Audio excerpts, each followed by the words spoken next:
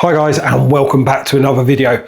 Now, are you like me and absolutely love a coffee of any type? Starbucks, Costa, one from home, absolutely any of it. And then one day thought, do you know what I'd love to see in this cup? About 1 million flies. What do you mean no? Of course you have, if you keep dart frogs that is. Let's have a look at what I think is one of the best DIY budget ways to culture your own fruit flies. And it's so much cheaper than buying them from the shops. Let's have a look. Okay, so what exactly am I talking about?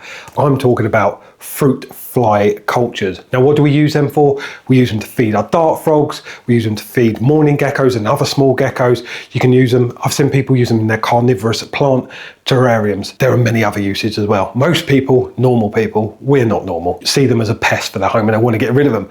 I want to breed them. I want hundreds of them, I want millions of them, and I want a constant supply. Now, you would have seen them like this, and these cost me around £6. The trouble with that is, as you can see from these haven't even started to boom yet, so you have to wait. You can see there's fruit flies in it, but we need to wait for them to lay their eggs into the media, then the eggs hatch, then they turn into flies again, and it takes a couple of weeks. Now, this is very expensive. Minimum of 50 flies a day, whilst they're juveniles, per frog growing up. I've got 4, that's 200 flies a day. It's actually quite a lot to keep going. So I was buying these at the beginning, and it was actually becoming more expensive than I thought it needed to be. Then I combined my love of animals and my absolute love for coffee. We got Costa, we got Starbucks, we've got Tango Ice Blast. Now, don't judge me. Those of you who don't know, and why would you? I used to own a coffee shop, and I actually sold my coffee shop to Costa. And with that being said, I absolutely love, and behind the scenes, I've been working on my own brand of coffee to bring to you guys. It could be a few months away though, but keep watching if you love coffee as much as I do.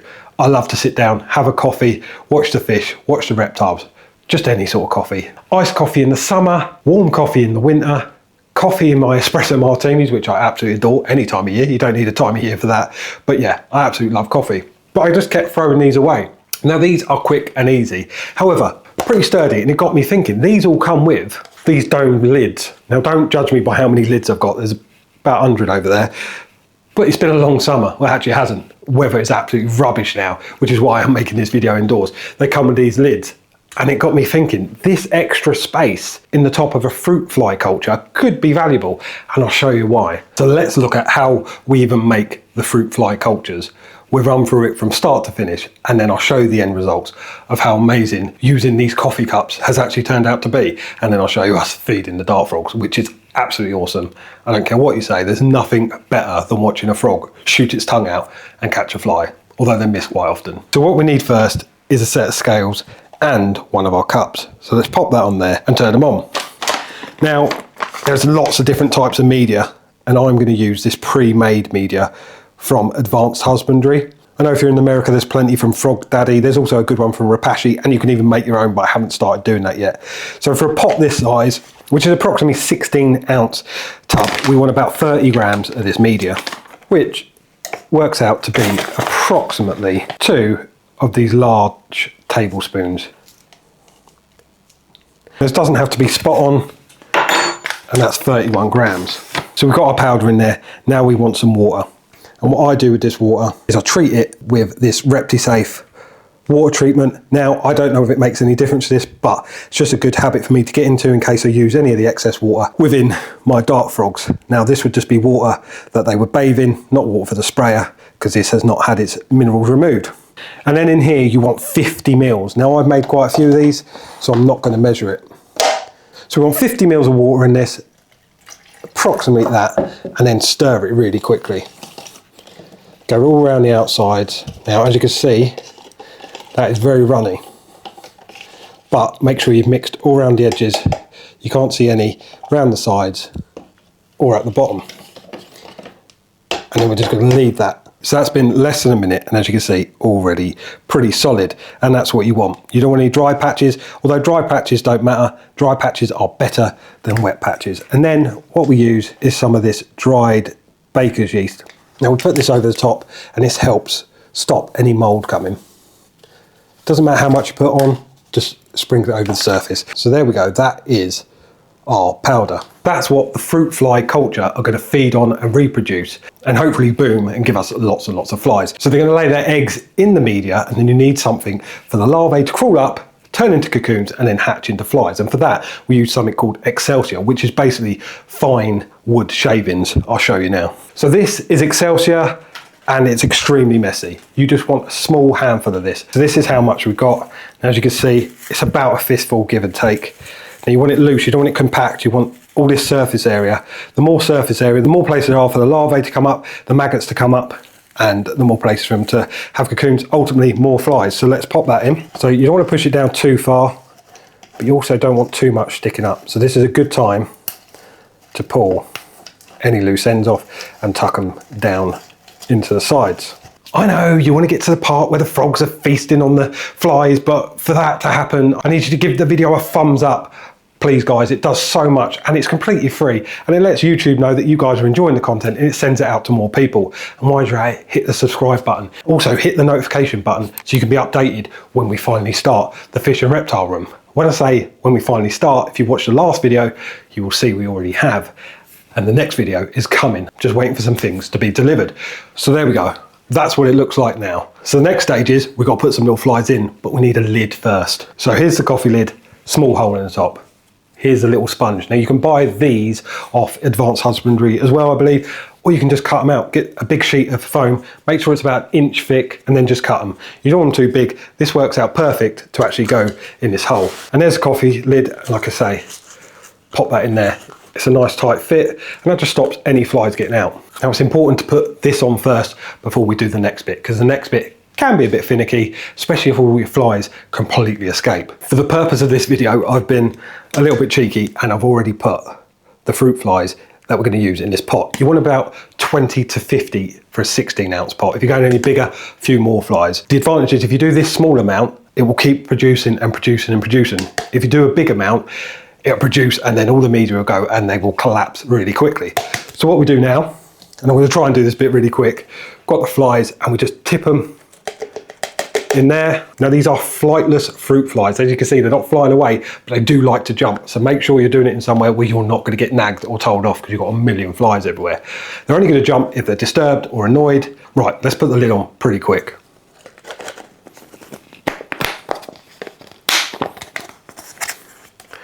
There we go. So that is our fruit fly culture. Now these are going to take between 20 and 30 days to start producing. A bit shorter if it's warmer, a bit longer if it's colder. I keep mine at room temperature, which is between 18 and 22 degrees, depending on the weather outside. I try and make 1 or 2 a week, sometimes leave it a bit longer and then I'll make a couple, just so I've got a constant supply. It gets near to running out sometimes, because sometimes they boom and crash. You can't really predict it. And because they're not a consistent temperature, I can't predict it that well. However, in a fish and reptile garage, it'll be a consistent temperature and we'll be able to work it out a little bit better. A little tip, guys, do not let wild fruit flies mix with them. I let it happen once by accident. That's why we do it as quick as we can. And what happens, they breed with these flies, and when you open the lid, it's like releasing a load of doves and celebrating peace in our terrariums. There are millions of them and they fly everywhere. However, that being said, in there it wasn't too bad, because the mourning geckos are an arboreal species of little lizard and they got all the ones at the top. The frogs also climb all over the place. If anyone ever tells you dart frogs don't climb and don't like the upper space of a terrarium, it's a complete lie. They do it all the time. I'm going to set this down in a tray that's got mite powder around it to stop any mites potentially getting in and ruining it. So we set that to one side. So that's the boring bit over. So let's have a look at the stages of fruit fly production we need to look for next. So the next stage is the flies reproduce and lay their eggs in the media. That then hatches, and this is what happens next. So as you can see on the sides here, there's little tiny maggots. Now they're looking for a place to rest, which will be on the media. See up here, the maggots have started climbing up and they're going to look for a place to turn into their cocoons before they hatch into their larvae stage, which will be the maggots. So the next stage is then the maggots have climbed up, turned into cocoons, chrysalises, waiting to then hatch into a fly, just like a caterpillar or a moth would. Caterpillar eats, gets big and fat, then goes dormant for a while and then hatches into a beautiful butterfly. These turn into lovely little flies. That's what the frogs think anyway. So have a look at that. That is full of cocoons, maggots that have now waiting to turn into flies. So then if you've done it right, this is what should happen. They should absolutely boom. Look how many flies we've got in these pots. They're absolutely everywhere. Now that is a successful fruit fly culture. Now they will keep laying and keep reproducing until all the media has gone, or it goes mouldy and you need to throw it away, or worst case, mites get in there and you need to throw it away. Why do I think the coffee cup is so advantageous? I think it's its extra head height. Now compared to these pots, look how much extra space there is. We've still got the same amount of excelsior in there, but we've got this extra headroom. So rather when they hatch, you haven't got all the flies still on the excelsior, you've got them up here in the extra headroom. So we're nearly at the stage now where we're going to start to feed the frogs. So what I do, we're going to get another one of these coffee cups. We have got our Repurpose Calcium Plus. Now put a big sprinkle of that in there. Now when you're doing these fruit flies, give them a bang. Now we're going to take the sponge off and watch this. We're just going to rest that on there now, like that. Now, we've left the dome on, we haven't had to take the lid off. It works perfectly. Give them a tap.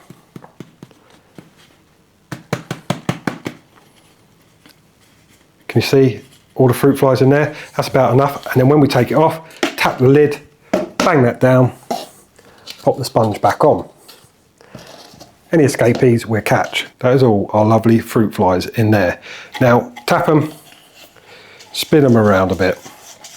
So they're all nicely coated in calcium for our frogs. So we've done the hard work and it's worked out pretty good. Can you see how many advantages there are to using those coffee cups?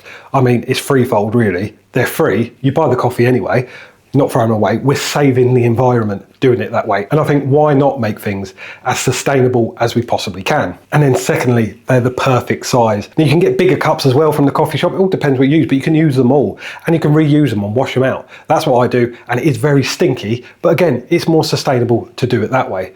Now with that extra height in the lid, not only is it advantageous for the fruit flies, they get to stay up there and not stay on the excelsior all that time. Then with that lid, the extra space at the top gives the fruit flies even more space to just stay off that excelsior, prolonging it slightly. For the fruit fly culture, you try saying that after a few beers, the fruit fly culture to last a bit longer. Then thirdly, as you've seen, they're perfect for tipping the flies in, spinning around and feeding. So with that being said, let's get to the best bit, the feeding part. This terrarium has changed a little bit. Before, what I'd noticed is I brought plants, a terrarium, I set it up and I put the frogs in, but I had literally just put everything in. I hadn't really thought about the environment.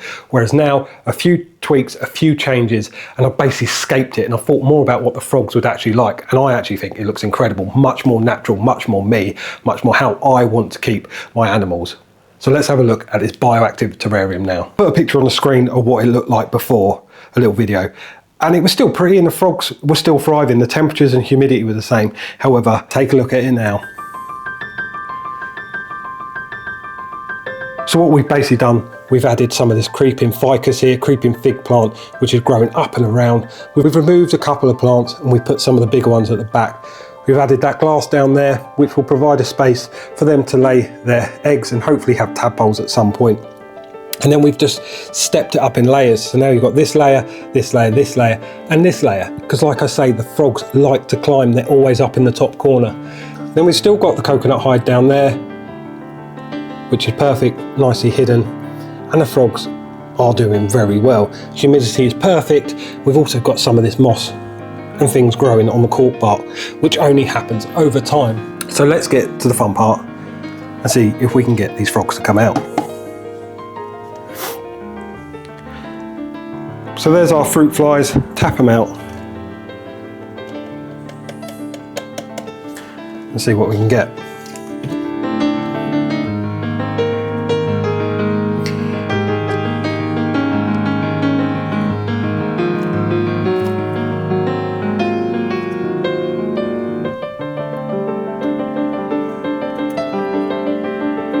So there we go, look at that frog there. He's absolutely gobbling up these fruit flies and he absolutely loves them. This is their main diet. They sometimes get pinhead crickets and other little things. They definitely get some isopods that they find from the bioactive side and probably the occasional springtail. These frogs are absolutely beautiful. They're Dendrobetus tinctorius. I'm not sure what locale they are, but they're absolutely phenomenal. And there's actually 4 of them in here. One likes to hide up in that corner, and the others, I'm not too sure where they are at the moment.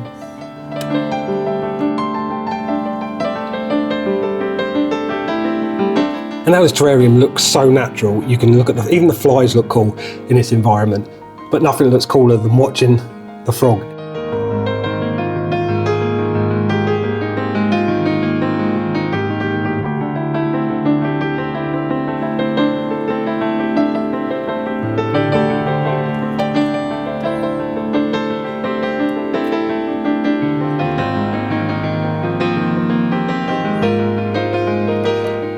And that's him hunting away, very happy.